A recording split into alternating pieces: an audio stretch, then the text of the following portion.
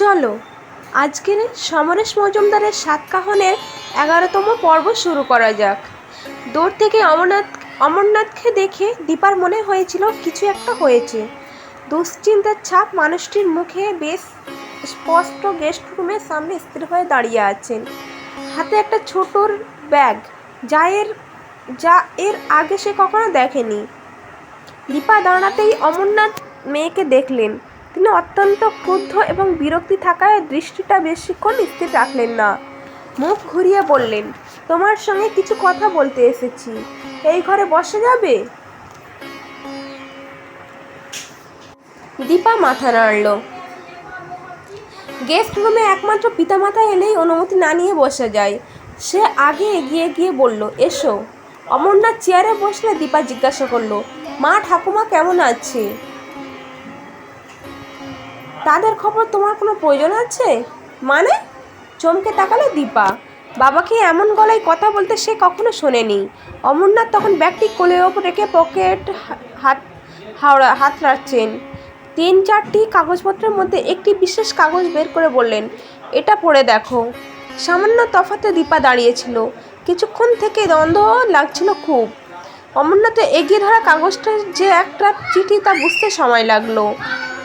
ভাঁজ খুলতে পাকা হাতের লেখায় সম্বোধন চোখে পড়ল, মাননীয় অমরনাথ মুখোপাধ্যায় সমীপেশু, এই চিঠি প্রায় বাধ্য হয়ে আপনাকে লিখতেছি। আপনার কন্যা দীপাবলি জলপাইগুড়ির হোস্টেলে থাকিয়া কলেজে ভর্তি হইয়াছে। আপনি অনেক দূর স্থানে বাস করেন বলিয়া শহরের কোনো সংবাদ নিয়মিত রাখিতে পারেন না বলিয়া বিশ্বাস করি। আপনার অবগতির জন্য জানাইতেছি যে দীপাবলির ব্যবহার ও আচরণ সনাতন বঙ্গরমণীর বিপরীতে। তাহাকে উচ্চ ছলে আখ্যা দেওয়াতেই সঙ্গত। জলপাইগুড়ি শহর বিলাত আমেরিকা নহে। এখানে ছাত্রীরা অধ্যয়নের বাইরে অন্য জীবনযাপন করে না। কিন্তু দীপাবলি ছাত্রীদের সঙ্গ ত্যাগ করিয়া ছাত্রদের সঙ্গে দিন রাত মশগুল থাকে। কলেজ তো বটেই, শহরের রাস্তাতেও তাহাদের ঢলাঢলি দৃশ্য নিয়মিত দেখিতে পাওয়া যায়। এই বেলেপনা শহরের যুবকদের কোনো পথে নিয়ে যাইতেছে তাহা নিশ্চয় অনুধাবন করতে পারিতেছেন। আশঙ্কা হইতেছে এই দৃষ্টান্ত অনুসরণ করিয়া সুকুমারী মতি অন্যান্য ছাত্রীরা যদি একই আচরণ করে তাহলে সমস্ত শহরের জীবনযাত্রা ঐতিহ্য গোল্লাই যাইবে। আমার একমাত্র পুত্র ওই কলেজে দীপাবলির সহপাঠী। আপনার কন্যার ওই আচরণ দেখিয়া সে নষ্ট হইতে বসিয়াছে। এই অবস্থায় হয় আপনি কন্যাকে সংযত করুন, নয় তাহাকে চা বাগানে ফিরিয়া নিয়ে যান। এটি আপনার এক শুভাকাঙ্ক্ষী। চিঠিটা পড়া হয়ে গেলে দীপা মুখ তুলল। তার মুখে নিশ্চয়ই কোনো কৌতূহল চিহ্ন স্পষ্ট ছিল। তাই অমরনাথ সব বিস্ময়ে বলে উঠলেন, তুমি কি চিঠিটা পড়লে? তোমার মুখ দেখে আমি বুঝতে পারছি না। হ্যাঁ পড়লাম। দীপা কাগজটা ভাঁজ করে অমরনাথের হাতে ফিরিয়ে দিল। এটা পড়ার পরেও তুমি হাসছো? বাবা, যারা চিঠি লেখে অথচ নাম সই করতে পারে না তাদের কোনো রকম গুরুত্ব দেওয়াটা বোকামি। বেনামি চিঠির লেখকরা মেরুদণ্ডহীন। তোমার কাছে আমি উপদেশ শুনতে আসিনি। মনে করো না কলেজে পড়ছো বলে তোমার 4টে হাত গজিয়েছে। এর চিঠিতে যা লেখা রয়েছে তা সত্যি। আমি কি বলবো? কি বলার মানে?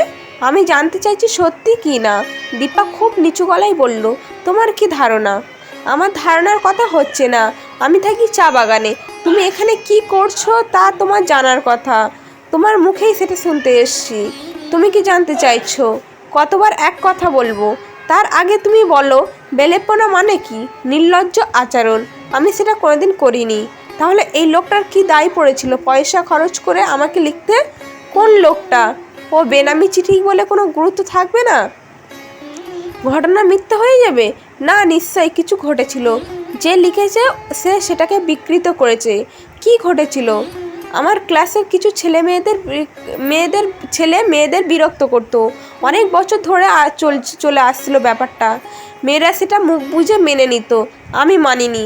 কিন্তু ওদের সঙ্গে ঝগড়া না করে আলাপ করেছিলাম। আসলে এখানকার ছেলেদের সঙ্গে কোনো মেয়ে প্রকাশ্য কথা বলে না বলেই ছেলেরা ওরকম আচরণ করে। আমার মনে হয়েছিল আমরা একসঙ্গে পড়ি, একই বয়স, তখন সামান্য কথা বলতে দোষ কী? আর সেটা করতেই ওদের ব্যবহার পাল্টে গেল। এখন যার সঙ্গে ক্লাসের ভিতরে কথা বলি তার সঙ্গে রাস্তায় দেখা হলে মুখ ঘুরিয়ে নেওয়া যায়? কলেজে যাওয়া আসার সময় কারোর সঙ্গে কথা বলেছি। আমার মনে হয়েছে ওরা যে কোনো মেয়ের চেয়ে নতুন বিষয়ে কথা বলতে পারে। কিন্তু হোস্টেলে বড়দি বললেন আমার এই আচরণ নাকি অনেক মেয়ের বাবা মেনে নিতে পারছেন না। ওদের সঙ্গে কথা বললে আমাকে হোস্টেল ছাড়তে হবে। হোস্টেল ছাড়লে আমি পড়াশোনার সুযোগ পাবো না। বাধ্য হয়েই আমি ছেলেদের সব বলেছি। ওরা আর আমার সঙ্গে কথা বলে না। আমার বয়সের ছেলেরা অনেক বেশি বুঝতে পারে। কথাগুলো বলতে বলতে দীপার গলার স্বর ভারী হয়ে এলো, চোখ ভিজে উঠল। তোমাকে কি এখানে প্রগতি করতে পাঠানো হয়েছিল? মানে? তুমি এসেছিলে পড়াশোনা করতে, তার বাইরে অন্য কোনো ব্যাপারে মন দেওয়ার কোনো কথা ছিল না। আজ নিশ্চয়ই সারা শহরে এ ব্যাপার নিয়ে কথা হচ্ছে। যে দেশে থাকবে সেই দেশের মাঞ্জারা যে আচরণ করে তাই তোমাকে করতে হবে। চা বাগানে বিশ্বব্যাপী খোকনের সঙ্গে মিশতে আমরা ছেলেবেলা থেকে দেখে আসছি। তাও বড় হওয়ার পর তোমার ঠাকুমা সেটা অপছন্দ করতেন। আগুন আর কাঠ পাশাপাশি যদি কোনো আড়াল না রেখে থাকে তাহলে অগ্নিকাণ্ড ক্লাবেই নিষেধ এই কারণে। ছি ছি, এ তুমি কি করলে? আমি কিন্তু কিছুই করিনি। তোমাকে আজকাল আমি বুঝতে পারি না। হয় তুমি বোকা নয় মিথ্যেবাদী। আমি তোমাকে কি মিথ্যে বলেছি? অমরনাথ জবাব দিলেন না।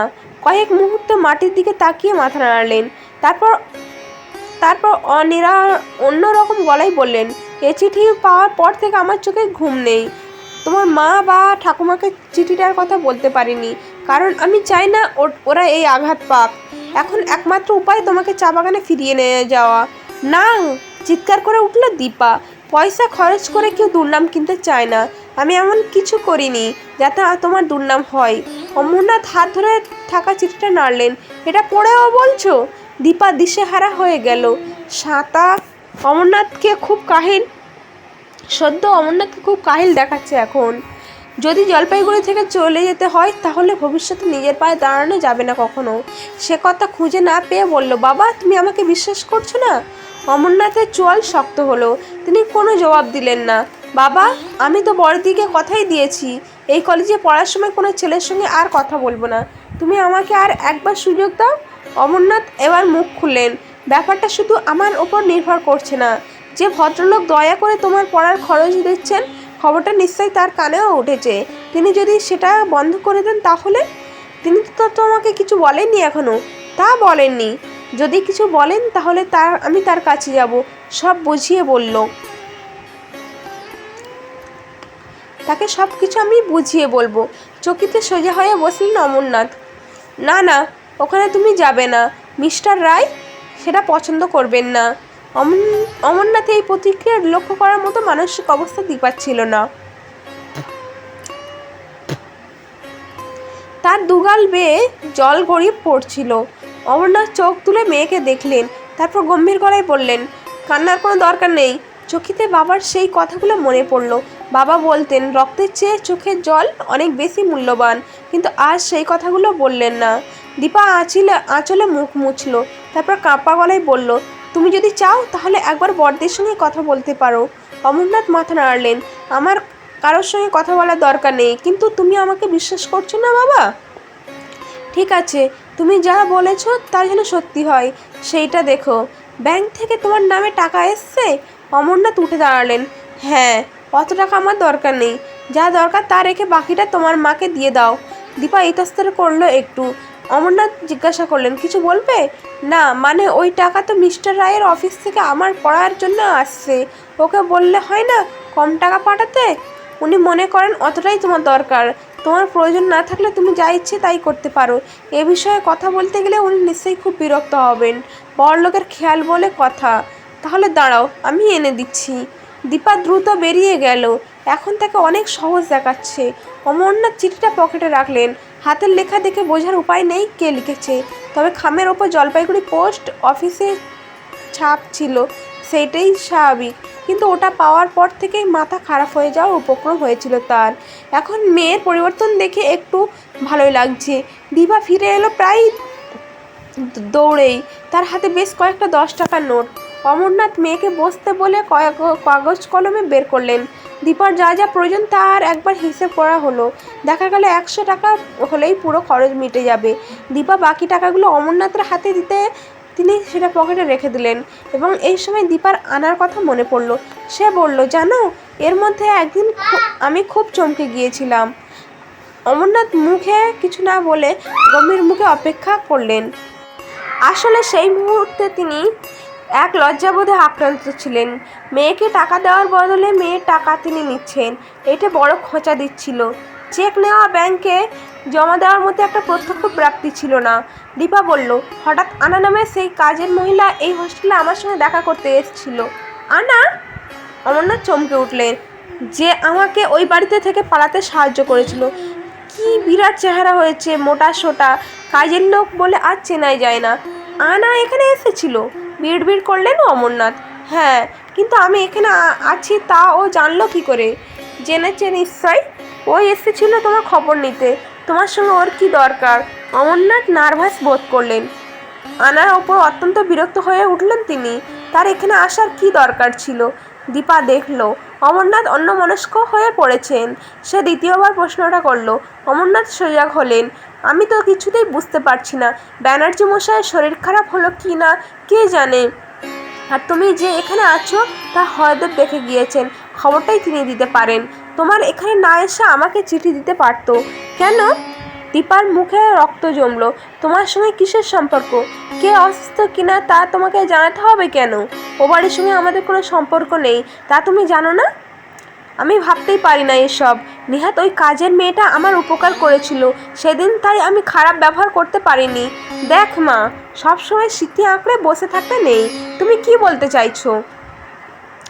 অতীতে ওরা অন্যায় করেছিলেন, আমরাও যোগাযোগ রাখিনি। সম্পর্ক যা ছিল তা শুধু বলার জন্যই। তোকে পরীক্ষা দিতে হয়েছে, কলেজে ভর্তি হতে হয়েছে ওদের উপাধি নিয়ে। কিন্তু দিন আর নদী সব সময় সমান বহে যায় না। খবর তো আমারও কানে আসে। ব্যানার্জি মশাই পক্ষাঘাতে পক্ষু এখন। ওর স্ত্রী উন্মাদাশ্রমে, সংসার ছাড়খাড় হয়ে গিয়েছে। এখন বিষ তো দূরের কথা, ছোবলও নেই। অমরনাথ কথাগুলো বলতে বলতে মেয়ের দিকে তাকাচ্ছিলেন, কিন্তু মেয়ের মুখে কোনো পরিবর্তন দেখতে পেলেন না। দীপা বলল, যেমন কর্ম করেছে তেমন ফল পাচ্ছে, কিন্তু তাদের আমাদের কি? তুমি ওদের সঙ্গে কোনো সম্পর্ক রাখবে না বলে দিলাম। আর আমার কাছে যদি কেউ আসে তাহলে আমি মুখের উপর কথাটা বলে দেবো। দীপা, তুই কি এখনো ব্যাপারটা ভুলতে পারছিস না? তুমি কি বলছো বাবা? আমি কোনো দিন ভুলতে পারবো না। তোমরা আমাকে জোর করে বিয়ে দিয়েছিলে, আমার ভবিষ্যৎ নষ্ট করে দিতে চেয়েছিলে। কি বলছিস তুই? আমি জেনে শুনে তোর ভবিষ্যৎ নষ্ট করতে চেয়েছিলাম? এমন কথা তুই উচ্চারণ করতে পারলি? অমরনাথের গলার স্বর পাল্টে গেল। দীপা মাথা নাড়ল। আমার কি ক্ষতি হয়েছে তুমি জানো না? বন্ধু বান্ধবদের পর্যন্ত ব্যাপারটা বলতে পারি না। সবাই জানে আমি কুমারী। ব্যাপারটা ভাবলেই বমি পায় আমার। আর তুমি এখন ওদের হয়ে নরম নরম কথা বলতে এসছো? তোমার ওপর আমার রাগ হওয়া অন্যায়। তুমি বলো। অমরনাথ হাসার চেষ্টা করলেন। দেখ দীপা, রাগ করে দূরে থেকে নিজের কোনো লাভ হয় না। আমি প্রতিশোধ নিতে চাই। তোর ওপর যে অত্যাচার হয়েছে তার দাম দিয়ে যেতে হবে প্রতুল ব্যানার্জিকে। আমি সেই চেষ্টাই করছি। দীপা অবাক হয়ে তাকালো। দাম? ওই অন্যায়ের কি দাম হতে পারে? দেখি। অমরনাথ মাথা নিচু করলেন। অনেক চিন্তা করার আছে। ঠিক আছে, ভালোভাবে থাকিস, আজ আমি চলি। অমরনাথ গেস্ট রুম থেকে বেরিয়ে সিঁড়ির ধাপে পা রাখতেই দীপা পেছন থেকে ডেকে উঠল, বাবা। অমরনাথ মুখ ফেরালেন না। দীপা এগিয়ে এলো। আমার কোনো দাম দরকার নেই। অমরনাথ মাথা নাড়ালেন। শুনলাম তুমি কি এ কথা জানতে না? জানি, কিন্তু জীবন তো কোনো হিসেব মেনে চলে না। আজ যে অত্যন্ত ভিন্ন শত্রু, কাল যদি সে মৃত্যু মুখে পতিত হয়েও তোর কাছে এক গ্লাস জল চাই, তাহলে কি তুই মুখ ফিরিয়ে নিতে পারবি? মানুষ হলে পারবি না, এটাই জীবনের নিয়ম। তোর কিছু চাই না, কিন্তু আমি তো একইভাবে প্রতারিত হয়েছি। সে জ্বালা মেটাবার সুযোগ পেলে ছাড়বো কেন? তুমি কি ওদের বাড়িতে যাচ্ছ? দীপা সরাসরি প্রশ্ন করলো। অমরনাথ একটু ইতস্তত করলেন। হ্যাঁ, আনা কেন এসেছিল তা জানা দরকার হয়তো। তাছাড়া তাকে নিষেধ করতে হবে এখানে যেন আর না আসে। অমরনাথ আর দাঁড়ালেন না। হন করে হোস্টেলে গেট দিয়ে বেরিয়ে গেলেন। তার যাওয়ার ধরন দেখে দরওয়ান পর্যন্ত অবাক হয়ে গেল। দীপা চুপচাপ দাঁড়িয়েছিল। তার কেবলই মনে হচ্ছিল অমরনাথ সত্যি কথাটা গোপন করেছেন। আজ যে মেজাজ এবং চেহারা নিয়ে তিনি চিঠি পেয়ে ছুটে এসেছিলেন, তার সঙ্গে চলে যাওয়ার সময় তার চেহারা কোনো মিল নেই। প্রথম দিকে তিনি যেভাবে ক্রোধ প্রকাশ্য করেছেন, শেষ দিকে যেন পালিয়ে গেলে বাঁচেন এমন মনে হচ্ছিল। জ্ঞান হওয়ার পর সে অমরনাথকে ওই ভঙ্গি এবং ভাষায় কথা বলতে শোনেনি। আজ এই সম্পূর্ণ অচেনা অমরনাথ হোস্টেল থেকে পালিয়ে গেলেন। হ্যাঁ, বাবার যাওয়ার ভাঙ্গিটাকে পালানো বলাই ঠিক। বাবার সঙ্গে নিশ্চয়ই ওদের যোগাযোগ আছে, এটুকু ভাবতেই শরীর জ্বলতে লাগলো। যোগাযোগ আছে বলেই আনা এসেছিল। প্রতুল ব্যানার্জির পক্ষাঘাত হয়েছে, তার স্ত্রী উন্মাদ, এতে তার কিছুই এসে যায় না। কিন্তু বাবা কেন ওদের বাড়িতে যাওয়া আসা করছে? দীপার ইচ্ছে হচ্ছিল এখনই চা বাগান ছুটে যেতে। অঞ্জলিকে সব কথা খুলে বললে বাবার পরিবর্তন কারণটা জানা যাবে। কিন্তু তখনই মনে হলো মা যদি তার কাছে লুকিয়ে যান। দীপা ভেবে পাচ্ছিল না কি করা উচিত। থানার পাশ দিয়ে করলা নদীর ধার দিয়ে ঝোলনা ব্রিজের কাছে পৌঁছে অমরনাথের চেতনা পরিষ্কার হলো। এতক্ষণ তিনি অত্যন্ত ক্রুদ্ধ হয়ে ছুটে আসছিলেন মেয়ের হোস্টেলে যাওয়ার জন্য। আনাকে কটু কথা বলবেন, পারলে প্রতুলবাবুকেও কথা শোনাতে ছাড়বেন না। যে সর্বনাশ তারা এককালে করেছেন তারা পুনরাবৃত্ত হতে দেবেন না তিনি। কিন্তু ঝোলনা ব্রিজে উপর উঠে মনে হলো এরকম রাগের কোনো মানেই হয় না। 7 দিন বদলে অনেক দিন হয়ে গেল। ব্যাপারটা নিয়েও অনেক ভেবেছেন। বিবিপাড়া চা বাগানে গুদামবাবুর ভাই উকিল ভদ্রলোক শালির বাড়িতে বেড়াতে এসেছিলেন। তার সঙ্গে দেখা করে অমরনাথ সমস্ত ব্যাপারটা খুলে বলেছেন।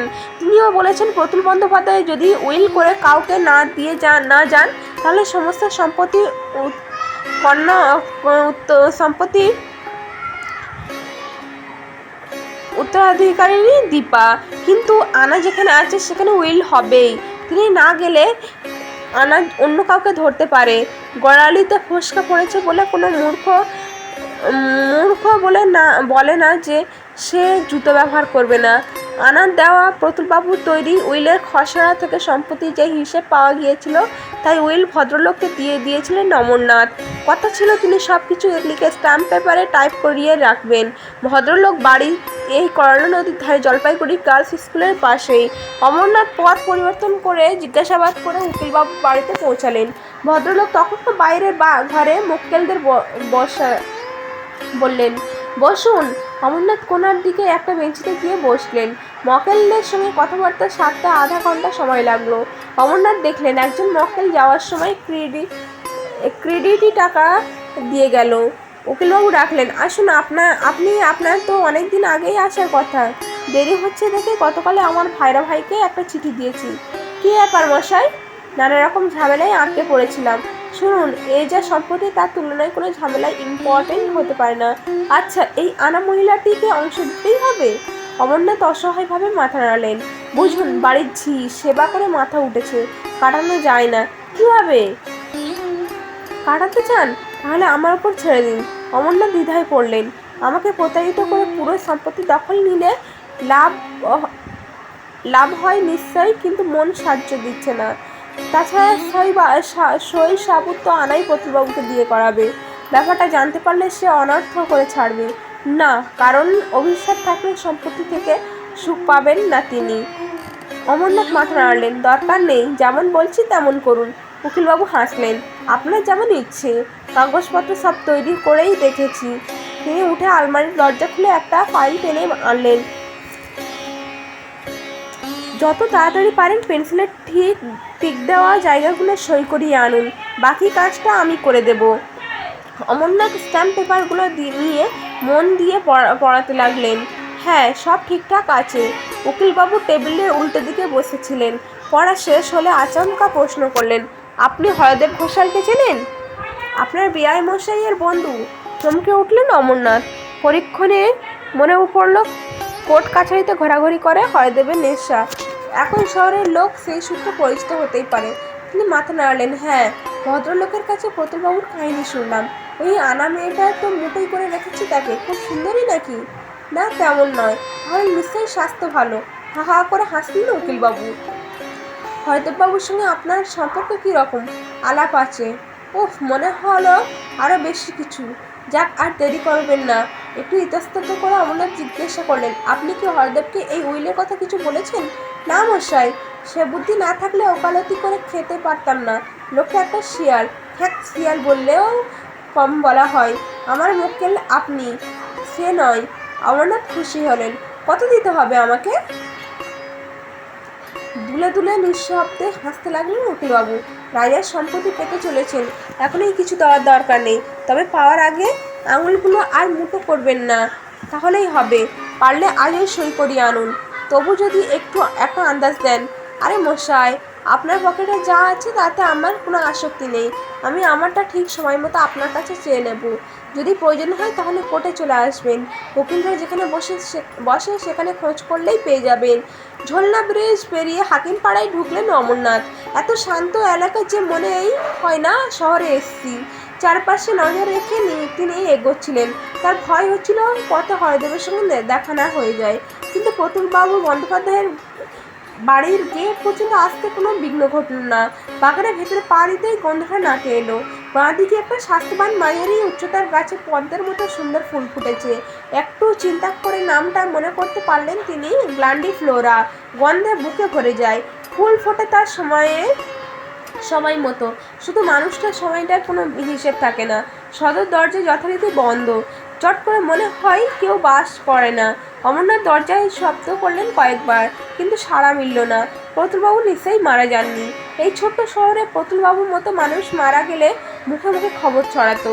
হঠাৎ অমরনাথে মনে করলো উইল টুইল করার আগেই যদি প্রতুলবাবু চলে যান তাহলে আনাকে 1 পয়সাও দিতে হবে না। সমস্ত সম্পত্তি আইন মোতাবেক দীপাই পাবে।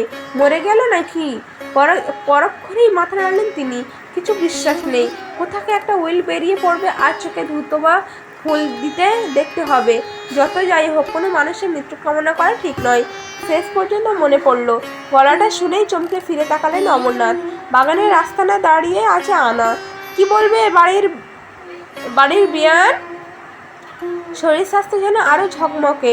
স্নান করেছে বলে আরও টাটকা দেখাচ্ছে। হাতে ফুলের সাজি। ফুল তুলতে বেরিয়েছিল পেছনের দরজা দিয়ে। অমরনাথ আমতা আমতা করলেন। সব কিছু তৈরি করতে দেরি হয়ে গেল। আমি হনুমান নাকি যে সূর্যকে বগলে আটকে রাখবো? এই সময়ে তিনি যদি স্বর্গে চলে যেতেন তাহলে ওই তৈরি করা কাগজ আমার কোনো কাজে লাগতো? অমরনাথ হাসলেন। শেষ ভালো যার সব ভালো তার। এখন সব তৈরি। আসুন এদিক দিয়ে, সদর খোলা নেই। কথাগুলো বলে আনা বাগানের মধ্যে দিয়ে হাঁটতে লাগলো। ওকে অনুসরণ করে প্রায় 50-এর কাছাকাছি অমরনাথ হঠাৎ শিহরিত হলেন। আজকাল অঞ্জলির সঙ্গে শারীরিক সম্পর্ক দৈবত হয়। তার বাসনা অঞ্জলির নির্লিপ্তের কাছে চাপা পড়ে যায়। কোথায় যেন পড়েছিলেন। বাঙালি মেয়েদের মন 35-এর এপাশে চলে এলেই শরীর নিভিয়ে দিয়ে নিশ্চিন্ত হতে চায়। অথচ আনার বয়স 40-এ এদিকে তো নয়। কিন্তু হঠাৎ ধমকে সমস্ত শরীর বয়ে যাচ্ছে তার। নিজেকে সংযত করতে প্রাণপণে চেষ্টা করেছিলেন অমরনাথ। দেশটা বিলেত, আমেরিকা নয়। বাঙালি পুরুষ যদি বিবাহিত এবং সন্তানের পিতা হয় তাহলে মনের মধ্যে এক সন্ন্যাসীকে ধরে রাখা অবশ্য কর্তব্য। পেছনের বারান্দায় পৌঁছে একটা মোড়া এগিয়ে দিলেন আনা। বসুন, অমরনাথ বললেন। সাজিটা রেখে দিয়ে এসে আনা বলল, ওমা, আপনার কি শরীর খারাপ? মুখ চোখ অমন হয়ে গিয়েছে কেন? অমরনাথ দ্রুত মাথা নাড়লেন। না না, কিছু হয়নি। আনার ঠোঁটে হাসি চলকে উঠল। না হলেই ভালো, কয়দিন। অমরনাথ উকিলবাবুর তৈরি উইল এগিয়ে দিলেন। আনা সেটাকে নিয়ে জিজ্ঞাসা করলো, চা দেবো না শরবত? অমরনাথ বললেন, কিছু না, আমি খেয়েই এসছেন তো চা বাগান থেকে, এতক্ষণে সব হজম হয়ে গেছে। না না, আমার কিছু প্রয়োজন নেই। প্রতুলবাবু কেমন আছেন? শালগ্রাম শিলা মানে? নড়াচড়া করতে পারে না যে তাকে পুজো করতে হয়। আপনার সঙ্গে এর মধ্যে হরদেবের দেখা হয়েছিল? না তো, আমি ভেবে পাচ্ছিলাম না আপনার দেরি হচ্ছে কেন। খোঁজ নিতে মেয়ের কলেজে গিয়েছিলাম, সেটা এখন দিব্যি হয়েছে। হ্যাঁ, তবে আজকালকার মেয়ে তো এ বাড়ির সঙ্গে কোনো সম্পর্ক রাখতে চায় না। সেটা একদিন চাইতো না, এখন সম্পত্তি পাবে, না চাইলেই চলে। ও যে এসব পাচ্ছে তা জানে না মানে? এবারে কোনো কিছুর সঙ্গে ওর যোগাযোগও নেই বলে জানে। এই যে উনি এতগুলো টাকা দিলেন পড়ার খরচ চালাতে। অমরনাথ মুখ তুলে তাকালেন। আনার মুখে বিস্ময়। এই মহিলার কাছে প্রতিভা কোনো কিছু গোপন রাখতে শেষ পর্যন্ত পারেন না। তিনি নিচু স্বরে বললেন, সেটা ব্যাংকে আছে। ব্যাংকেই পাঠাচ্ছে, দীপা জানে না। কদিন ধামাচাপা দিয়ে চালাবেন দেখি? অমরনাথ উঠলেন। প্রতুলবাবুর সঙ্গে দেখা করতে পারি? দাঁড়ান, উনি এখন উদ্দাম হয়ে পড়ে আছেন। চাদর টেনে দিই, তারপর যাবেন। আনা ঘরে ঢুকে গেল। তাজব হয়ে গেলেন অমরনাথ। অসুস্থ একটা মানুষ কেন বিবস্ত হয়ে বিছানায় শুয়ে থাকবে? পেচ্ছাপ বাজি করাচ্ছিল নাকি? তা তো নয়। আনা তো বাগানে ফুল তুলছিল। ব্যাংকের ব্যাপারটা না বলাই উচিত ছিল। মিনিট খানেক বাদে প্রতুলবাবুর খাটের পাশে বসেছিলেন অমরনাথ। চিনতে পারছেন? না পাবার কোনো কারণ নেই। প্রতুলবাবুর গলার স্বর মিনমিনে কিন্তু স্পষ্ট। শরীর ঝুঁকিয়ে প্রায় দড়ির মতো হয়ে গিয়েছে। মুখ এবং বাইরে বেরিয়ে থাকা দুটো হাত দেখে সেটা বোঝা যাচ্ছে। বাকি শরীরের সাদা চাদরে ঢাকা। অমরনাথ অনুমান করলেন সেটি আনা এখনই ঢাকা দিয়েছে। আজ প্রতুলবাবুর ঘাড় ঘোরাতে পারছেন না বলে মনে হলো। তার মুখ ছাদের দিকে স্থির, চোখ ঘুরছে। মেয়ে কেমন আছে? সেই অবস্থায় প্রশ্ন করলেন প্রতুলবাবু। ভালো। কলেজে পড়ছে? জলপাইগুড়িতে তো আছে, দেখতে বড় স্বাদ হয়। প্রতুলবাবুর মুখ থেকে কথাগুলো বেরোতেই আনা বলল, এখন আর স্বাদ হলে কি হবে? কি নাম যেন রাখা হয়েছিল? আশালতা। সেই নাম আর নেয়নি না? আনাই জবাব দিল, না। প্রতুলবাবু বললেন, আমি খুব শিগগির যাচ্ছি না। সে কি আসবে? দেখি অমরনাথ বলতে পারলেন। এবার আনা বুকে তার কানের কাছে মুখ নিয়ে গিয়ে ফিসফিস করে কিছু বলল। অমরনাথ চোখ উঠালেন। আমাকে আপনারা ক্ষমা করছেন। অতীতের ওইসব ব্যাপার ভুলে যাওয়াই ভালো। প্রতুলবাবুর মুখে হাসি ফুটল। একটা কথা রাখবেন? বলুন। আমি চলে গেলে আপনি আনোকে একটু দেখবেন? অমরনাথ মুখ তুলতেই আনার ঠোঁটে হাসি খেলে গেল। প্রতুলবাবু হাত তুলতে চেষ্টা করছিলেন। সাদা চাদরটা সরে যাচ্ছিল। আনা প্রায় ঝাঁপিয়ে পড়ে ঠিক করে দিল সেটাকে। প্রতুলবাবু বললেন, আর ঢেকে কি হবে? এসেছি যেভাবে যাব সেইভাবে। হাত নেতিয়ে পড়লো শরীরের পাশে। আনা ইশারা করলো বাইরে বেরিয়ে যাওয়ার জন্য। অমরনাথ বললেন, চলি? প্রতুলবাবু সাড়া দিলেন, না। চোখের পাতা দুটো বন্ধ হলো মাত্র। বাইরের ঘরে পৌঁছে অমরনাথ ছটফট করতে লাগলেন। উইলটা সই করাবার কোনো চেষ্টাই আনা করলো না। লোকটাকে পেছন থেকে ধরে বসিয়ে দিলে নিশ্চয়ই সই করতে পারবে। এখন সই হয়ে গেলে তিনি কোর্টে গিয়ে উকিলবাবুর সঙ্গে দেখা করতে পারবে। উইল আইনসম্মত করতে কত খরচ পড়বে তিনি জানেন না। আজ না হলে তাকে আর একদিন আসতে হবে। এরকম খুচরো ছুটি পাওয়া তো মুশকিল। পায়ের শব্দে মুখ ফেরালেন তিনি। আনা বলল, দাঁড়িয়ে কেন? বসুন। না না, যেতে হবে। অমরনাথ ব্যস্ততা দেখালেন। আনা হাসল। উনি চলে গেলে আমার দায়িত্ব নিতে বললেন আপনাকে। কই, আপনি তো কোনো জবাব দিলেন না। কি বলবো? মুখ ঘোরালেন অমরনাথ।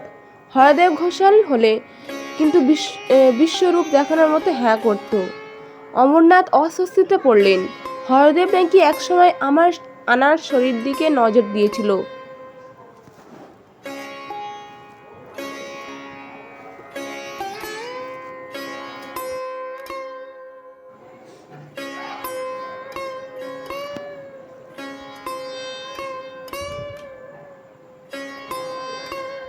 তাকে আর হরদেবকে আনা একই চরিত্রের মনে করছে নাকি?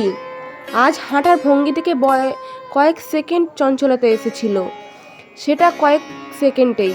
হঠাৎ হাত ঘুরিয়েই বলল, না বাবা, আমার দায়িত্ব কাউকে নিতে হবে না। একদিন দেখলাম যখন তখন চিতায় ওঠার আগে ঠিকই টিকে থাকতে পারবো। অমরনাথ জিজ্ঞাসা করলেন, উইলটা সই করিয়ে নিলে আজই কোর্টে যাওয়া যেত। আনা হাসলো। আমি তো ইংরেজি পড়তে জানি না। যাচাই করে নি আপনি ঠিকঠাক লিখিয়েছেন কি না, আমার ভাগটা ঠিকমতো আছে কি না। পুরুষ মানুষকে আমি বিশ্বাস করি না। হিত্তি গেনু হত্তি গেনু জলপাইগুড়ি, জল নাই গুঁড়িও নাই পাইতে সুড়সুড়ি। নিজের চোখুতে দেখিনি, দেখে আসুনি শহরটা ঢক, নামের বাহার অফুলাশা মানসিলার ঠক। বিষণ্ণ চেহারায় একতারা বাজিয়ে গান গাইছিল কিং সাহেবের খাটে বসে। সামনের চেয়ারে পন্থীরাজ ট্যাক্সিগুলো জিরুচ্ছে। এপাশে করলা তিস্তার মিলন মুখে কিছু দোকান, চা সিঙ্গাড়া আর খাটবাবুদের এখন ভর দুপুর। কলেজ থেকে জনাচারেক মেয়ে আচমকা ছুটি হওয়া তিস্তা দেখতে এসেছিল চুপিসারে। আর এসেই ওরা এই গানটা শুনলো। জলপাইগুড়ি জেলায় মানুষের বাংলা কথাই থেকে আলাদা, বাংলা কথা কলকাতার থেকে আলাদা, তা কোনো জেলার ভাষায় বা ঠিকঠাক মিলে যায় কলকাতার সঙ্গে। এতদিন চালু ছিল কামরূপী, আর বঙ্গলা বরেন্দ্রী মিশ্রিত এক ধরনের বাবু বাংলা। কামরূপী বলেন রাজবংশী এবং মুসলমান সম্প্রদায়ের কিছু মানুষ। দেশ বিভাগের পর এই 12 বছরের ব্যাপারটা ওলটপালট হয়ে যাওয়ার মুখে। পূর্ব পাকিস্তানের মানুষেরা, বিশেষ করে বগুড়া, রাজশাহী, পাবনা আর ময়মনসিংহ এবং থেকে আগত শরণার্থীরা জলপাইগুড়ি শহরের প্রান্তে প্রত্যয়ন করলেন উদ্বাস্ত কলোনির। মাসকলাই বাড়ি বা পান্ডাপাড়ায় সেই কলোনি সীমাবদ্ধ থাকলো না। সস্তা চাষের জমি এবং বসত জমি পাওয়ায় তারা ছড়িয়ে পড়লেন ডুয়ার্সের গ্রামে, অরণ্যে। এবার কামরূপী এবং বাঙালি বারেন্দ্রীয় সঙ্গে পূর্ব পাকিস্তানের ওইসব জেলার ভাষা, যা কিনা প্রত্যেকেরই প্রায় আলাদা চেহারা, মিলেমিশে একটা বাংলা ভাষা চালু করতে চাইছে, যার ক্রিয়াপদে পূর্ব পাকিস্তানের অস্তিত্ব, শব্দভাণ্ডার কামরূপী ভাষায় প্রচুর অস্তিত্ব, এবং পরিবেশনে কলকাতার বাবুর বাংলায় ছায়া স্পষ্ট। মাত্র 12 বছরেই এই কাণ্ড। জলপাইগুড়ি আনন্দচন্দ্র কলেজের অধ্যাপক নারায়ণ গঙ্গোপাধ্যায় বলতেন, আমরা একটা চমৎকার ভাষা পেলাম, কারণ পূর্ব পাকিস্তানের মানুষেরা বিভিন্ন জেলা থেকে এসছেন। যদি ওরা সবাই একই জেলা থেকে এখানে আসতেন, তাহলে এই জেলার ভাষা অর্ধেকটা হয়ে যেত রাজশাহী বা ময়মনসিংহের। অথচ চা বাগানে দীপারা যে বাংলা বলতো, তাতে পূর্ব বাংলার ভাষা যেমন ছিল না, তেমন কামরূপী ভাষার প্রভাবও পড়েনি। যেহেতু মুষ্টিমেয় কয়েকটি পরবাসের ভাষা ছিল সেখানেও, এবং বহিরাগত মানুষও গল্প, উপন্যাস, চরিত্রের ভাষার কথা বলতেন, তাই দীপাদের বিপাকে পড়তে হয়নি, বরং মদেশীয় অনেক শব্দ কথার মধ্যে ঢুকেছিল। ঠাকুমা প্রায় সতর্ক করতেন শব্দ উচ্চারণ গোলমাল হলে। অমরনাথ তো বাঙাল শব্দ শুনলেই রেগে যেতেন, অন্তত পরিবারের মানুষের মুখে। হোস্টেলে এসে দীপা নিজের অজান্তেই নতুন বাংলা বলতে লাগলো সঙ্গিনীদের সংস্পর্শে। এখনও তাদের কলেজ শরণার্থীরা ছেলেমেয়েরা ভর্তি হয়নি।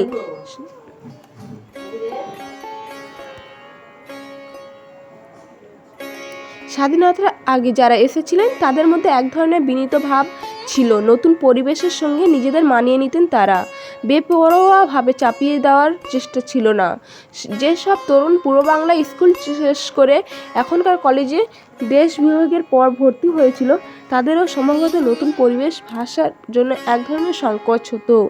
এখন দীপাদের ক্লাসে যে কটি মেয়ে রয়েছে তাদের কেউ শরণার্থীরা নয়, অর্থাৎ এখন সেই প্রজন্মের কলেজে পড়া শুরু হয়নি। মানুষটি রাজবংশী, তার ভাষা কামরূপী। দুই একটি শব্দ কানে প্রথমে আবদ্ধ ঠেকলেও কয়েকবার উচ্চারিত হওয়ার পর সহজ হলো। দীপার সঙ্গীদের ওর গান শোনার চেয়ে কিং সাহেবের ঘাট দেখার দিকে কৌতূহল বেশি, কিন্তু দীপাকে লোকটা টানছিল। গান শেষ হলে কাঁঠাল গাছের গায়ে ঠেস দিয়ে দাঁড়িয়ে থাকা লোকটা চোখ মেলে মেয়েদের দেখল, তারপর মুখ ঘুরিয়ে নিল। মানুষটি বয়স হয়েছে, কারণ দাড়িতে রূপোর ঝিলিক। দীপা তার এক নতুন বন্ধুয়া শর্মাকে বলল, লোকটার সঙ্গে কথা বলবো, আমার সঙ্গে যাবি? শর্মা সহজ মেয়ে, জলপাইগুড়ি শহরের সব রকম সংস্কার নিয়ে মানুষ। প্রিয় গায়কের দিকে তাকিয়ে সে ইতস্তত করল। দীপা বলল, নতুন স্যার বলেছিলেন না যে দরবেশের, বাউল, ফকিরদের গানে সাধারণ মানুষের কথা ফুটে ওঠে। আমার ওর গান শুনে জিজ্ঞাসা করতে ইচ্ছে করছে কেন উনি জলপাইগুড়ি মানুষের ঠিক বললেন। কিছু যদি মনে করে? শর্মা বলল, কি মনে করবে? আমাদের চেয়ে অনেক বড়, প্রায় বাবার মতো। লোকটা কিন্তু ফকির না। কি করে বুঝলে? ফকিরদের এরকম পোশাক থাকে। নতুন স্যার বলেছেন দেশের গান থেকে অনেক প্রবাদ পাওয়া যায়। কয়েকটা পেয়ে গেলে কেমন হয় বলতো? চল না। আনন্দচন্দ্র কলেজে সম্প্রতি যোগ দেওয়া এক অধ্যাপক বেশ আলোড়ন তুলেছেন ছাত্রছাত্রীদের মধ্যে। তিনি শুধু যত্ন করেই পড়ান না, সাহিত্যের নানান খবর গল্প করে বলেন। ছেলেরা সম্ভবত নারায়ণ গঙ্গোপাধ্যায়ের পর আর একজনকে বন্ধুর মতো পেয়েছে। তার নামে কাজ হলো। শর্মা এগোল, অন্য দুজন দূর থেকে দেখতে লাগলো। মুখোমুখি দাঁড়িয়ে দীপা জিজ্ঞাসা করলো, এই গানটি আপনি বানিয়েছেন? মানুষটি মৃদু মাথা নাড়ল। তার দাড়ি বাতাসে উঠছিল। সেই ক্ষমতা কি দীনদয়াল আমাকে দিয়েছেন? আমি কুড়িয়ে কুড়িয়ে জমা করি বুকের মধ্যে, যখন ইচ্ছে হয় তখন গাই। মা, এই গান কি তোমাদের ভালো লেগেছে? হ্যাঁ। আপনি জলপাইগুড়ি মানুষদের ঠিক বললেন কেন? মানুষ যদি ঠকায় তাহলে তাকে ঠক বলতে হয়। আপনি গানের সময় ওই ভাষায় গাইলেন, কথা বলছেন শুদ্ধ বাংলায়। তোমরা তো বাবুদের বাড়ির মেয়ে, তাই তোমাদের বুঝতে সুবিধা হবে বলে বলছি। আর আমার ঘর ছিল নদিয়া জেলায়। ভাসতে ভাসতে অনেক কাল এখানে থেকে আছি। আপনি এরকম গান অনেক জানেন? না মা, আমার পুঁজি অল্প, তবে এর প্রেমে পড়ে আছি। যা পাই তাই নি, বাদ বিচার করি না।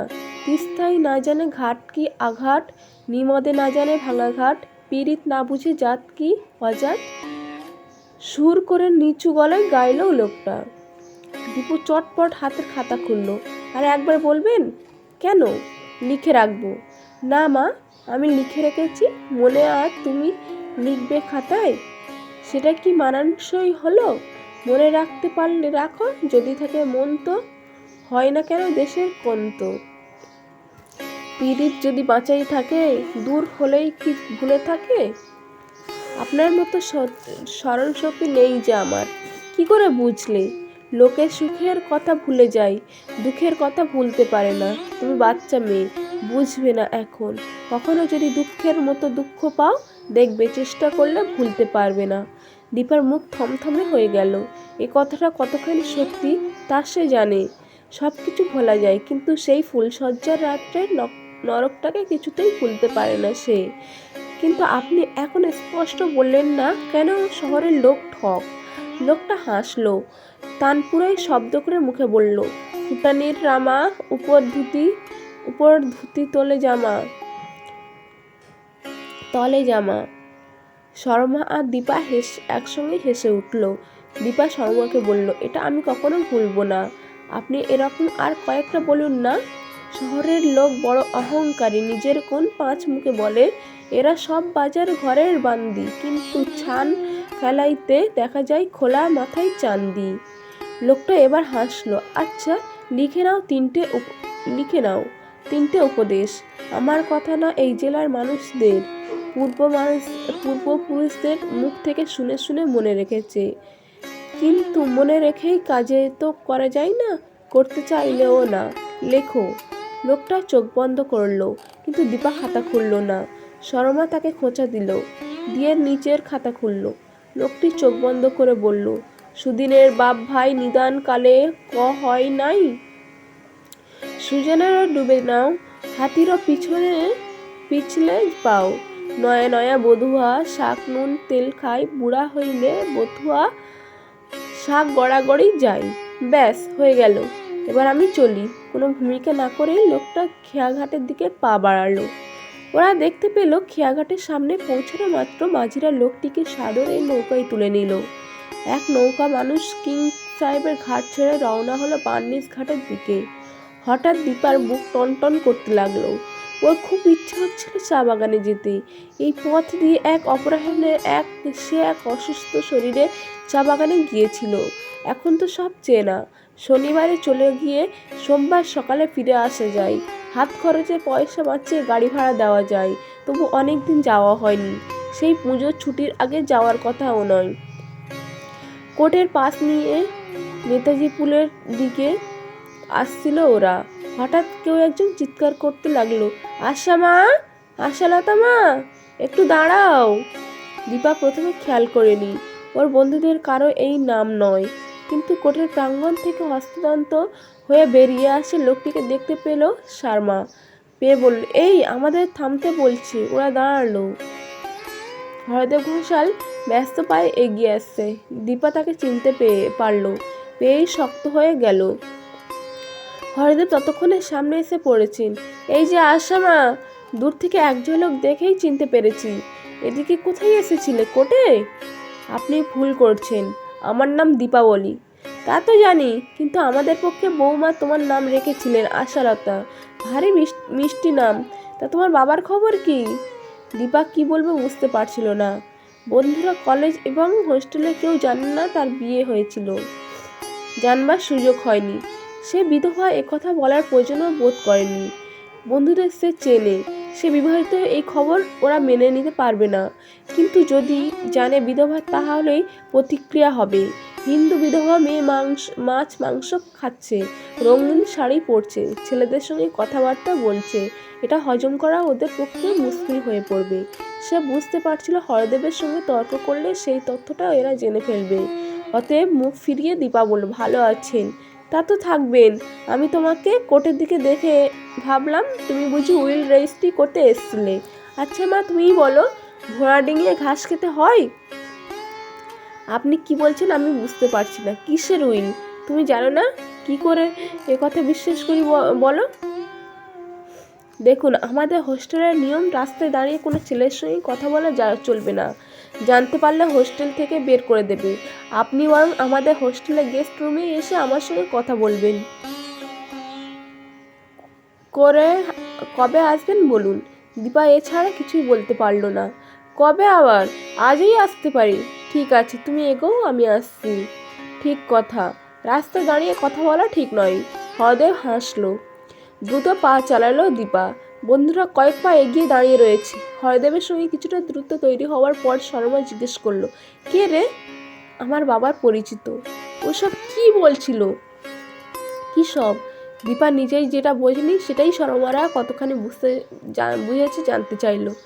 ওই উইল টুইল লোকটা যেন কেমন। আর এক বন্ধু বলল, আমরা জানতামই না তোর নাম আশালতা। দেখ, যত বাজে কথা।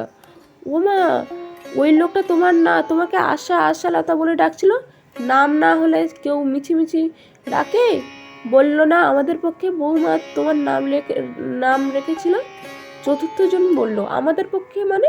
এসব তো বিয়ের ব্যাপারে হলে।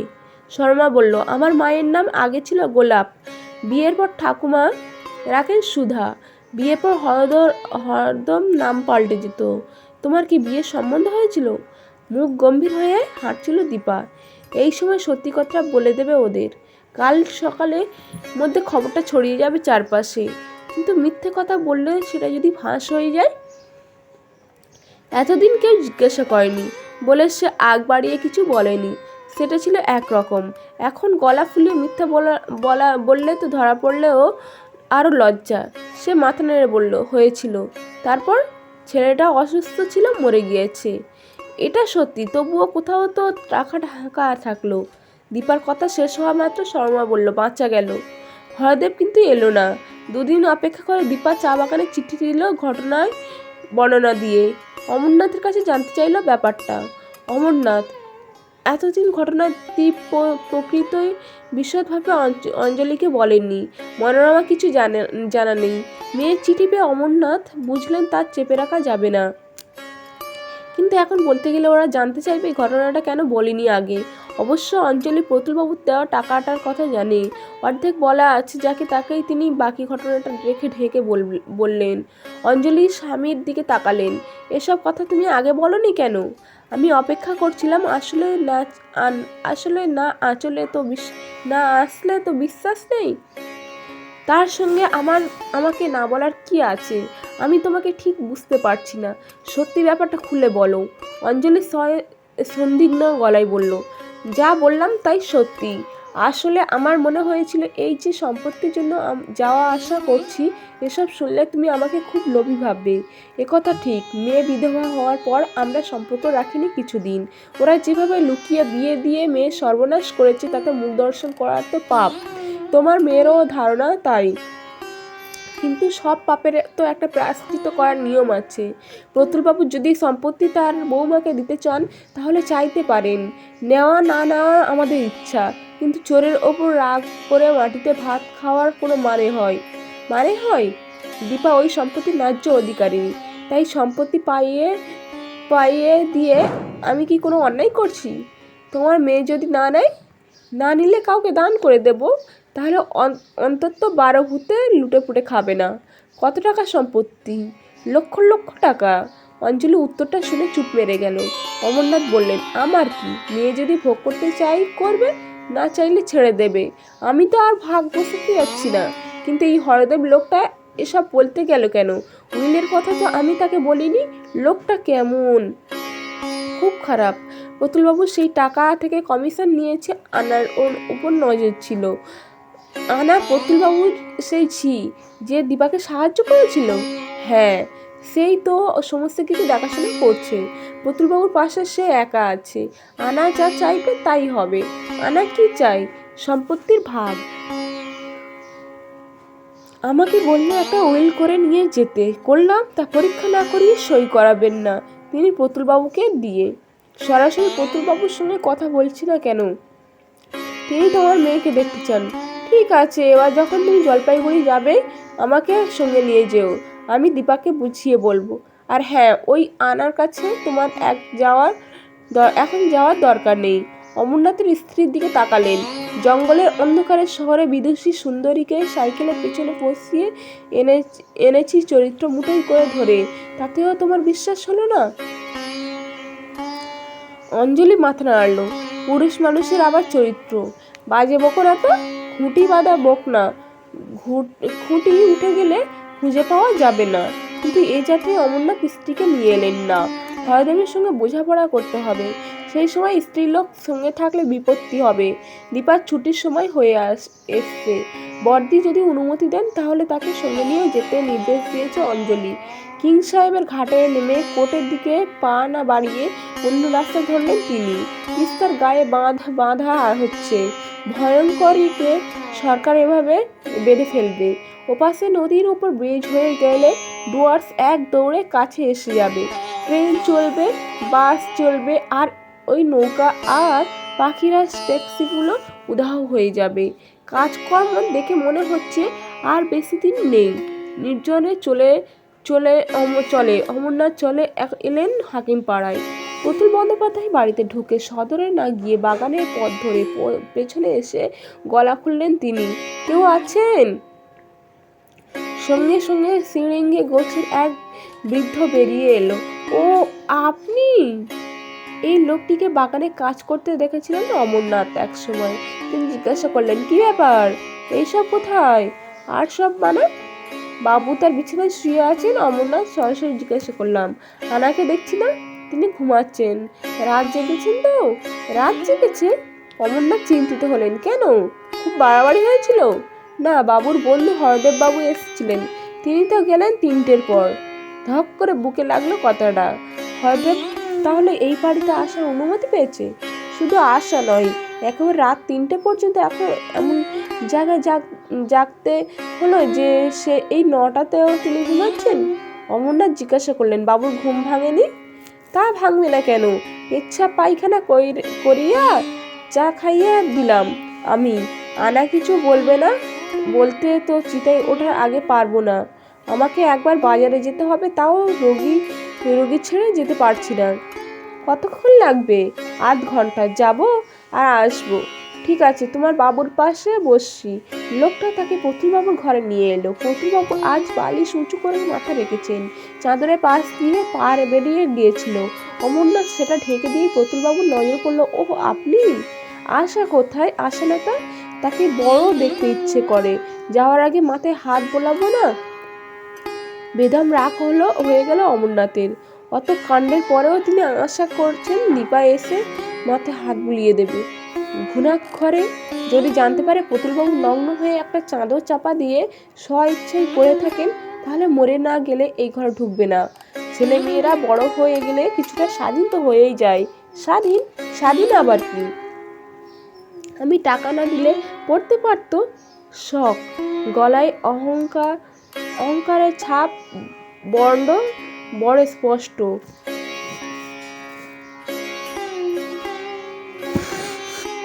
অমরনাথ হজম করার চেষ্টা করলো। কথা কমাবার জন্য তিনি জিজ্ঞাসা করলেন, ডাক্তার রোজ আসছে? পয়সার স্বাদ পেয়েছে, না এসে পারে? প্রতুলবাবুর কথা বলা মাত্র অমরনাথের মনে হলো মানুষটা যেন আগের দিনের চেয়ে বেশি সুস্থ। এত চটপটে কথা আগের দিন বলেনি। আমি মরছি ভেবে সবকটা শকুন উঠে এসে বসেছিল। আনা তাদের তাড়িয়েছে, তার জন্যই আমার চিন্তা। মেয়ে ছেলে তো। জেনে শুনেও না জানার ভান করলেন অমরনাথ। বৃদ্ধ মালি বেরিয়ে গেছে। এর মধ্যে তিনি জিজ্ঞাসা করলেন, আনা কোথায়? পাশের ঘরে ঘুমাচ্ছে। ঘুমাক, মেয়ে ছেলে যত ঘুমাবে তত শরীর ভরাট হবে।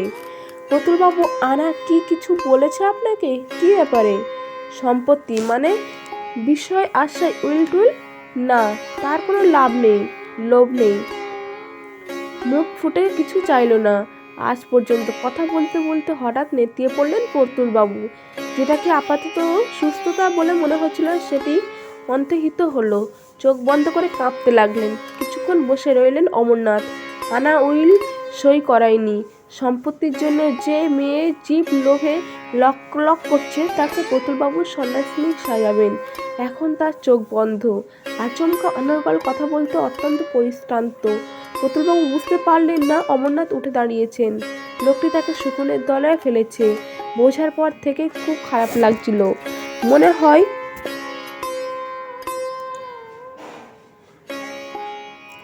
চুপচাপ এ বাড়ি থেকে চলে যাক, গিয়ে দীপাকে সব কথা খুলে বলে হালকা হবেন। প্রায় নিঃশ্বাস ঘর থেকে বেরিয়ে এপাশ ওপাশ তাকালেন তিনি। লোকটা অবশ্য তাকে বিশ্বাস করে বাজার করতে গিয়েছে। কি করা যায়, পাশের ঘরের দরজা ভেজানো। আনাকে ঘুম থেকে তুলে ব্যাপারটা বলে যাবেন। মনে স্থির করে দরজা ঠেলতেই সেটা খুলে গেল। বড় ঘর, মাঝখানে চওড়া পালং। পালঙ্কের ওপর রাজেন্দ্রনীর মতো শুয়ে আছে আনা, চোখ বন্ধ, একটা হাত কপালের ওপর আলগোছা রাখা। বুকের কাপড় সরে যায়। চোখ ঘুরিয়ে নিলেন অমরনাথ। তিনি দরজা থেকে ডাকলেন, আনা, আনা। দুবার ডাকতেই হাত সরালো আনা। তার ঘুম ভেঙেছে। এক মুহূর্তে তাকিয়ে থাকার পর ঠোঁটে হাসি খেললো, অথচ বুকের আঁচলের কথা খেয়াল করলো না। এই মুহূর্তে সে মোটেই পৌরা নয়, গৃহ পরিচারিকার ভূমিকা অন্তর্হিত।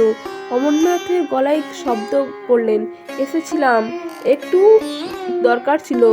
ঝট করে বসে কাপড় সামলে নিল আনা। এখানেই বসুন, আমি আসছি। দরজা থেকে সরে দাঁড়াতেই আনা পাশ কাটিয়ে বেরিয়ে গেল। অমরনাথ ঘরে ঢুকলেন। একটা আষ্টে গন্ধ যেন ঘরে ঝুলছে। জানালাগুলো বন্ধ। তিনি এগিয়ে গিয়ে জানালা খুললেন। রোদ এবং হাওয়া ঢুকলে পালঙ্কের দিকে তাকালেন। এমন দামি পালঙ্ক তিনি কখনো শোয়নি। ঘরে আরো দুটো চেয়ার আছে। তার একটিতে সতর্ক ভঙ্গিতে বসলেন তিনি। এটি তাহলে আনার ঘর। প্রতুলবাবুর ঘরের পাশেই সে থাকবে, এটাই স্বাভাবিক। কিন্তু গত রাত্রে হরদেব এই ঘরে ছিল? হরদেবের যে বয়স, শরীর যে পরিমাণে শুকিয়েছে, তাতে রাত 3টে পর্যন্ত জেগে আনার সঙ্গে। ছি ছি, লোকটাকে দেখেই অবশ্য নোংরা মনে হয়, কিন্তু সে দিনরাত আনাকে যা ইচ্ছে তাই গালমন্দ করতো। আবার আনাও ওর প্রসঙ্গে উঠলে গাল না দিয়ে ছাড়তো না। অমরনাথ মনে হলো দুই শয়তানের মিলন হয়েছে এবং তার ফলে তার মতো ভালো মানুষের পক্ষে বিপজ্জনক পরিস্থিতি তৈরি হবে। এই অবস্থায় মাথা গরম করা বুদ্ধিমানের কাজ হবে না। আনা ঘরে ঢুকলো পোশাক পরিবর্তন করে। তার মুখ চোখে পরিষ্কার। সামনে দাঁড়িয়ে বলল, কখন এসছেন? বেলা যে এত হলো টেরই পাইনি। শরীর খারাপ বুঝি? না, কাল রাত 3টে পর্যন্ত জাগতে হয়েছিল। প্রতুলবাবু, দেখলাম আগের থেকে ভালো। তা ভালো। উইলটার কোনো খবর হলো? হ্যাঁ, ওটা যেমনটি চেয়েছিলাম তেমনটি লিখেছেন। তাহলে প্রতুলবাবু দিয়ে করিয়েছি। অমরনাথ চমকে উঠলেন। প্রতুলবাবু উইলে সই করেছেন? কই, তিনি তো একথা একবারও বলেনি। আনা হাসলো। 2 দিন আগে থেকে নানান কাগজপত্রে এমনি সই করাতাম। তিনি এত বিরক্ত হতেন যে শেষে দেখতেনও না কি সই করছেন। অমরনাথ উঠে দাঁড়ালেন। তাহলে কাল সব ফাঁস হয়ে গেছে? মানে? আপনি যে উকিলকে দিয়ে ওটা লিখিয়েছেন সে কোর্টে গল্প করেছে। মুখে মুখে খবর পৌঁছেছে হরদেবের ঘোষালের কানে। তারপরে সে ছুটে এসেছিল আমার কাছে। তাকে চেপে রাখবো এমন সাধ্য নেই আমার।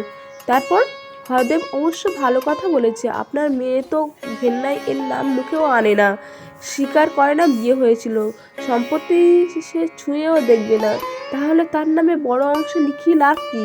সই সবুত যখন আমি করেছি তখন পুরোটাই আমার নামে লিখিয়ে নেওয়া ভালো। হরদেব যতদিন বেঁচে থাকবে দেখাশোনা করবে, আমি মাসোহারা দেব। লোকটা অবশ্য শিয়াল, তবে শিয়ালের বুদ্ধিকে কাজে লাগালে সিংহের হাত থেকে বাঁচা যায়। তাছাড়া ওর নজর ছিল আমার ওপর অনেক দিনের, পাইনি বলেই শত্রুতা করছিল। এরকম লোককে বশ মানাতে পারলে কোনো চিন্তা থাকে না। কথা শেষ করে আনা এগিয়ে গেল আলমারির দিকে। সেটি খুলে অমরনাথের দেওয়া উইলটা বের করে বলল, এটা রেখে কোনো লাভ নেই। অমরনাথ দেখলেন আনা ওটাকে টুকরো টুকরো ফেলেছে। তিনি হতভম্ব হয়ে গেলেন। নারীর এই কি রূপ! টুকরোগুলি একটা কাগজে মুড়ে আনা বলল, ব্যাস হয়ে গেল, আর কোনো চিহ্ন রইল না। আমি কিছুতেই বুঝতে পারছি না। হরদেবকে শকুন বলা হয়েছিল। সত্যি কথা, দেখুন না, আমি মেয়ে ছেলে। পাশের ঘরের লোকটির পা নাড়ার ক্ষমতা নেই, তবু তিনি বেঁচে আছেন বলেই মাথায় ওপর একটা পুরুষ আছে। পুরুষ ছাড়া মেয়ে ছেলে মানে ঢাকা খাবার ছাদে রাখা। উনি আপনাকে আমার দায়িত্ব নিতে বলেছিলেন, আপনি বা কারেননি। 25 ভাগ দিয়ে হাত মুছে নিতে চান। কোন 25 ভাগ? এই বাড়ির 1 সিকি জমি? তা দিয়ে করব আমি কি? তা কেন? আমি কি আপনাকে ঠকাতাম? শুধু কথা চিড়ে ভেজা মুখুজ্জে মশাই। শুনেছি আপনার আত্মীয় স্বজন আছে দেশে। অতীত। আমি তো অতীত হইনি। এখনো ভগবান শরীরটা রেখেছেন। শরীরের স্বাদ আহ্বান আছে। যৌবনের শুরুতে ওই পাশের ঘরে উনি যে জ্বালা তৈরি করে দিয়েছিলেন, তা যে কবে মিটবে কে জানে। আনা হাসলো। তা বলে আপনার সঙ্গে আমার কোনো শত্রুতা নেই। আপনি কুটুম মানুষ, যখন খুশি তখন আসবেন। এতদিন ছাদ ছিল মাথার উপর, এখন ছাতি বেছে নিলাম। সুবিধা হলো এই ছাতির বাঁট আমার হাতেই ধরা থাকবে। তাহলে সব সম্পত্তি নিজের নামে করে নেওয়া হলো। উপায় কি? আনা হাসলো। অমরনাথ উঠে দাঁড়ালেন। কেমন যেন অসহায় লাগছে নিজেকে। হঠাৎ তিনি প্রশ্নটা করলেন, তা এর জন্য এত জল ঘোলা হলো কেন? আমাকে না ডেকে প্রথম দিকেই তো নিজের নামে করে নেওয়া যেত। বললাম না যে মেয়ে মানুষের মন। আপনার মেয়েকে পুরো ঠকাতে ইচ্ছে ছিল না, জানলে তিনিও সই করতেন না। এখনো আশালতা করে যাচ্ছেন। কিন্তু যেই বুঝতে পারলাম আপনার মেয়ে নখ দিয়েও এবাড়ির বিষয় ছোবে না, তখন আর মনে হয় না ঠকাচ্ছি। 5 ভূতের পেটে না গিয়ে আমি তো ভোগ করি। আনা ঘুরে দাঁড়ালো। কি খাবেন বলুন? চা না শরবত? কিছু না। যাওয়ার জন্য পা বাড়ালেন অমরনাথ। আর একটা কথা, আনা মৃদুস্বরে বললেন। অমরনাথ থেমে গেলেন। হরদেব আর আপনার মতো পছন্দ করতে গেলে আমার মন প্রথম জনকেই কখনো মেনে নিতে পারে না। তাই অপেক্ষা করছিলাম, তাই রাজি করেছিলাম ভাগ করে নিতে। এখন বুঝে গেছে গাছের পাখির থেকে হাতের পাখির ঢের ভালো। অমরনাথ হন করে বেরিয়ে এলেন। নিজেকে খুব ক্রুদ্ধ লাগছিল এবং সেই সঙ্গে কিঞ্চিত অসহায়। কোনো নারী যে সে দাসী অথবা মহারানী হোক, তাকে কামনা করে হতাশ হয়ে এমন কাণ্ড করবে তা কোনো চিন্তাই ছিল না। যা হোক, খুব বড় ফাঁড়া কেটে গেল মন করতে গিয়ে। আর এক ধরনের হতাশ বোধ তাকে আচ্ছন্ন হয়েছিল। এত বড় সম্পত্তি একেবারে হাতছাড়া হয়ে গেল। গেটের কাছে পৌঁছেই শক্ত হলেন অমরনাথ। চুপসারও মুখে হাসতে হাসতে হরদেব ঘোষাল আসছে। দুটো হাত মাথায় ওপর ঠেকিয়ে হরদেব বলল, নমস্কার অমরনাথ বাবু, ধন্য আপনি। অমন আদর্শবতী কন্যার পিতা সবাই হতে পারে না। মানে? অমরনাথ ফিসফিস করে বললেন। এক কথায় বলে দিল, প্রতুলের সম্পত্তি সে ছুঁয়েও দেখবে না। আপনার সঙ্গে কথা হলো। কবে কথা হলো? গতকাল। মাঝখানে একবার হোস্টেলে যেতে বলেছিল, আমি যাইনি। কি দরকার?